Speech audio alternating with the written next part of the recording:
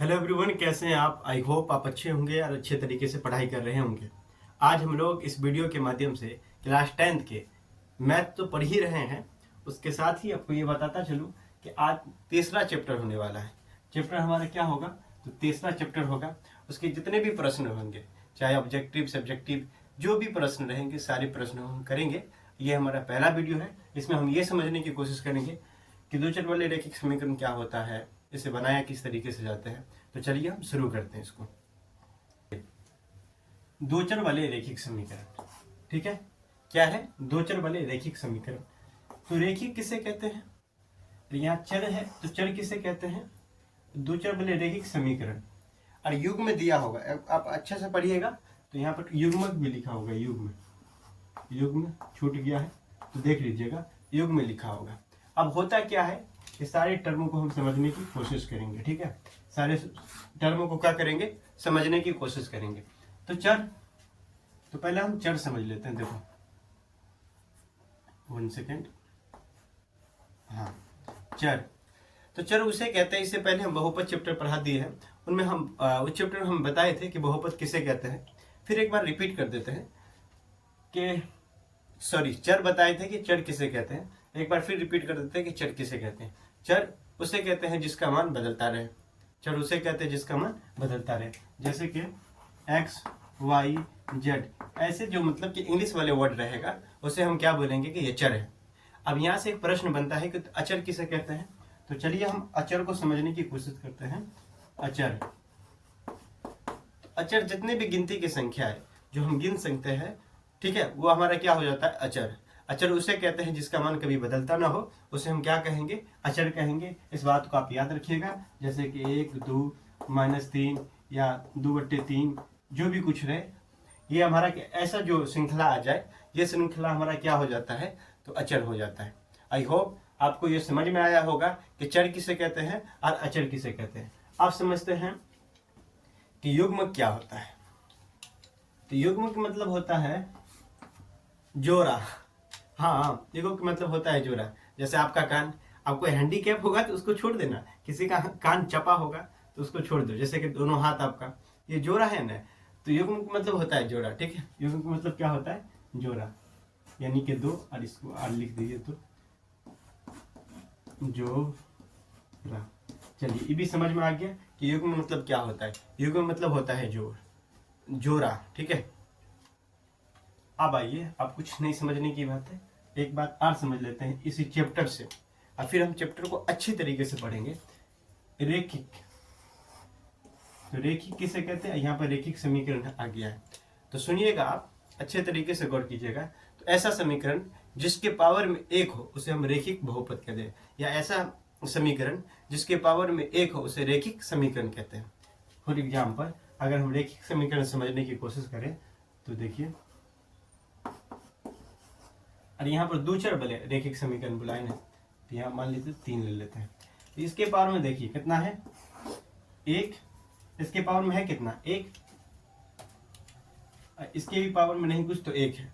तो पावर में 1 है ना, तो यही रेखिक समीकरण होगा। अगर पावर में 2 रहता तो द्विघात समीकरण होता। खैर अभी रेखिक समीकरण को ही चर्चा कहते हैं, उसका एक चैप्टर है द्विघात समीकरण का, तो उसमें हम पढ़ेंगे कि द्विघात समीकरण होता क्या है, उसको हम बनाते किस तरीके से। खैर इस पर हम फोकस किया जाए। अब आइए, रेखिक समीकरण तो समझ लिए। अब यहाँ से एक प्रश्न आपका बनता है कि दो चर वाले रेखिक समीकरण के व्यापक रूप क्या होता है, ठीक है। वो देखने में लगता कैसा है, उसका स्वरूप होता क्या है, तो यही पहले हम समझ लेते हैं। उसके बाद और भी बहुत सारे चीज है जो इसमें समझना है। ये बहुत बड़ा चैप्टर है, अगर ये आप समझ लीजिएगा तो आप जितने भी चैप्टर इसके बाद जो पढ़िएगा सब में इसका हेल्प से उस सवाल को हल किया जा सकता है, ठीक है। तो अच्छे तरीके से आप लोग देखिएगा। देखिए पहले ये बना टॉपिक कि दो चर वाले रेखिक समीकरण का व्यापक रूप, ठीक है। कभी कभी एग्जाम में ऑब्जेक्टिव में प्रश्न पूछ देता है कि दो चर वाले रेखिक समीकरण का व्यापक रूप लिखिए। तो आइए हम बता देते हैं। देखिएगा आप कि ए क्या है ये A1 यानी कि x प्लस में B1 y बराबर में कुछ ले लीजिए, सॉरी बराबर में कुछ कर लीजिएगा या बराबर को मिटा दीजिए तो प्लस कर लीजिए C यानी कि अचर पद बराबर में 0। अब दूसरा देखिए A2x प्लस B2y प्लस में C2, ठीक है। ये देखिए यहाँ पे ये हमारा क्या हो गया, एक व्यापक रूप हो गया, ठीक है। दो चर वाले रैखिक समीकरण का व्यापक रूप हो गया, ये आपको समझ में आ गया। अब यहाँ पर से आप समझने की कोशिश कीजिएगा, जो A है और B1 है, A2 है और B2 है, ये है क्या? तो ये दरअसल वास्तविक नंबर है। क्या है? तो वास्तविक नंबर है, ठीक है। 1 2 3 4 ये सब वास्तविक नंबर है, इस बात को याद रखिएगा। अब आगे चलते हैं। तो आगे चलने से पहले यहीं पर हम समझने की कोशिश करते हैं कि अगर ये हो तो इसको बनाने की कई तरीका होता है। इसको बनाने के कितने तरीके हैं? तो 4 तरीके हैं, याद रखिएगा। कौन कौन? तो विलोपन विधि, क्या है? विलोपन और विधि, ठीक है, विलोपन विधि। दूसरा हम इसको और भी बहुत सारे ऐसे तरीके हैं, जैसे कि प्रतिस्थापन विधि, इससे भी हम समीकरण को हल कर सकते हैं, स्थापन विधि, ठीक है। अब आगे देखिएगा, वर्ज गुणनखंड विधि, वर्ज गुणनखंड विधि, इसको मिटाइएगा। एक है आलेख विधि, आलेख विधि, या इसी को बोलते हैं ग्राफ विधि, ग्राफ विधि। चलिए अब देखिए, इसको हम ये भी समझ लिए कि इसको बनाने की तरीका कितना है, क्या किस तरीके से हम इसको सॉल्व कर सकते हैं।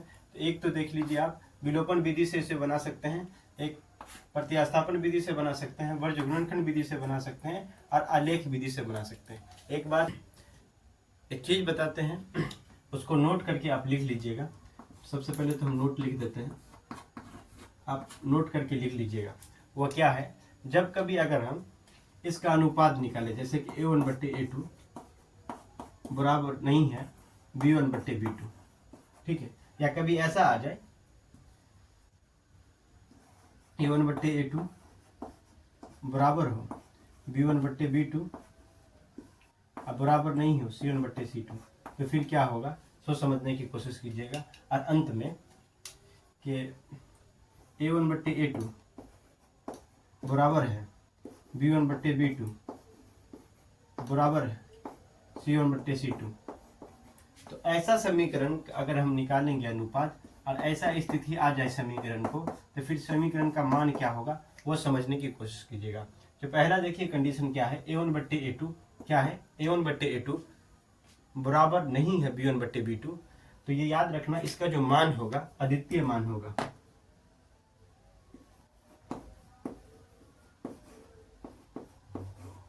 अद्वितीय या केवल एक हल, ठीक है, क्या लिखिएगा, केवल एक हल, ठीक। ग्राफ रेखा पर अगर इसका ग्राफ रेखा देखिएगा, इसका ग्राफ रेखा निकालेंगे तो क्या होगा कि प्रतिच्छेद करती रेखा होगा। क्या होगा? प्रतिच्छेद करती रेखा होगा। तो प्रतिच्छेद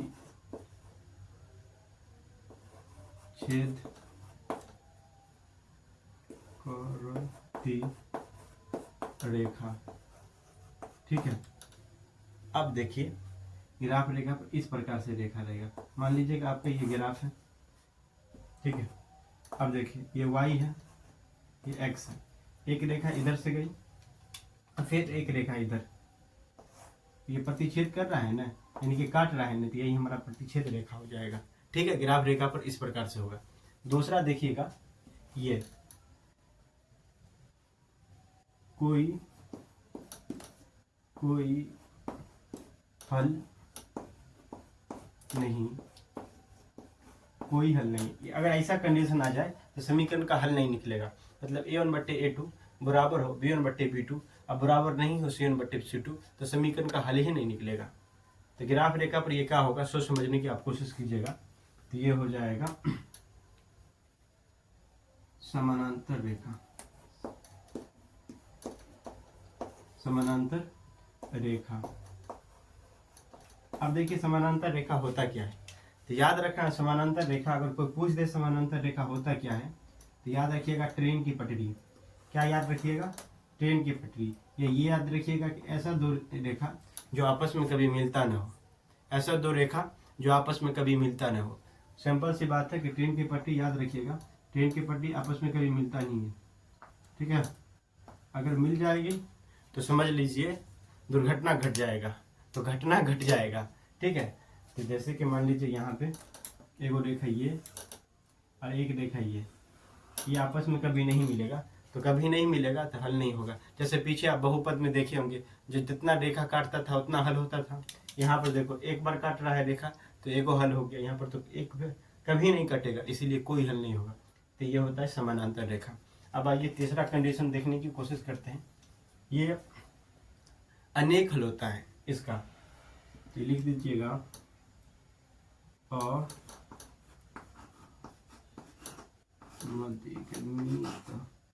अपरिमित रूप से अनेक हल, अनेक हल, ठीक है। अपरिमित रूप से अनेक हल। ग्राफ रेखा पर इसका रेखा कैसा होगा, ग्राफ रेखा पर अगर समझने की कोशिश कीजिएगा कि रेखा के ग्राफ रेखा पर इसका रेखा कैसा होगा, तो संपाती होता है। क्या होता है, संपाती। मान लीजिए कि एक रेखा ये रहा, आपका ये रहा, तो एक दूसरे पर चढ़ा होता है, संपाती रेखा। यहीं पर हम लिख देते हैं संपाती, संपाती रेखा। समझ लीजिएगा, शायद दिख रहा होगा आप लोगों को। तो ये क्या होगा, संपाती रेखा। संपाती रेखा होता है कैसे, मान लीजिए कि एक ये रेखा जा रही है और इस पर एक और रेखा जाती है, ठीक है। ये हमारा क्या होगा, संपाती रेखा। एक ही रेखा पर दोनों रेखा चढ़ा हो, ठीक है। तो ये हर एक जगह पर कट रही है, तो ये हमारा क्या होगा, संपाती रेखा होगा, ठीक है। समझ में आ रहा है, आई होप आप समझ रहे होंगे। एक बार याद कर लीजिएगा, एक बार फिर से रिपीट कर देता हूँ कि a1/a2 बराबर नहीं हो तो b1/b2, तो अद्वितीय हल या केवल एक हल। ग्राफ रेखा पर प्रतिच्छेद करती हुई रेखा, ठीक है। ग्राफ के फोटो भी देख लीजिए, आप चित्र देख लीजिए। a1/a2 बराबर है b1/b2 बराबर नहीं है c1/c2, तो कोई हल नहीं होगा। याद रखिएगा समानांतर रेखा होगा। समानांतर रेखा होता कैसे, तो ये रखिएगा, याद रखिएगा, दो ऐसा रेखा जो आपस में कभी मिलता नहीं हो, ठीक है। या ट्रेन की पटरी रख लीजिए याद, वो कभी मिलती नहीं है आपस में। a1/a2 बराबर है b1/b2 बराबर है c1/c2, तो अपरिमित रूप से अनेक हल होगा। और ये ग्राफ रेखा पर संपाती होगा, रेखा जो दूगो होगा एक दूसरे पर चढ़ा होगा, ठीक है। इतना आपको समझ में आ गया, तो फिर यहीं पे कुछ हल लिख देते हैं।